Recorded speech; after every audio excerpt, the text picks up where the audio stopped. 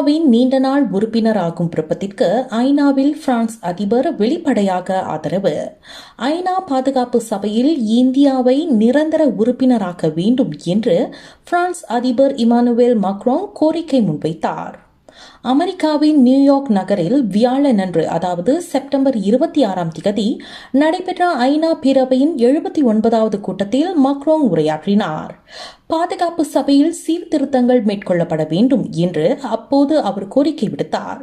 பாதுகாப்பு சபையில் India, Brazil, Japan ஆகிய நாடுகளை நிரந்தர உறுப்பினர்களாக ஆக்க வேண்டும் என்று அவர் வேண்டுகோள் விடுத்தார். பாதுகாப்பு சபையின் நிரந்தர உறுப்பினர்கள் தங்கள் சொந்த நலன்களுக்காக ஒருவர் மற்றொருவரை முன்மொழிதலை நிறுத்தும் வரை முன்னேறுவது கடினம் என்று மக்ரோன் கூறினார். இங்கே எல்லாம் சரியாக இருக்கிறதா? நான் அப்படி நினைக்கவில்லை. எனவே ஐக்கிய நாடுகள் சபையை பயனுள்ளதாக்க வேண்டும். அதனால் அதிக உறுப்பினர்களை உருவாக்க வேண்டும்.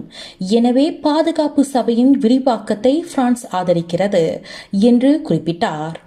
ஐநா பாதுகாப்பு சபையில் இந்தியா, ஜப்பான், ஜெர்மனி, பிரேசில் ஆகிய நாடுகளுடன் ஆப்பிரிக்கா கண்டத்தின் 2 நாடுகளையும் அதன் உறுப்பினர்களாக ஆக்க வேண்டும் என்று மக்ரோன் மேலும் வலியுறுத்தினார்.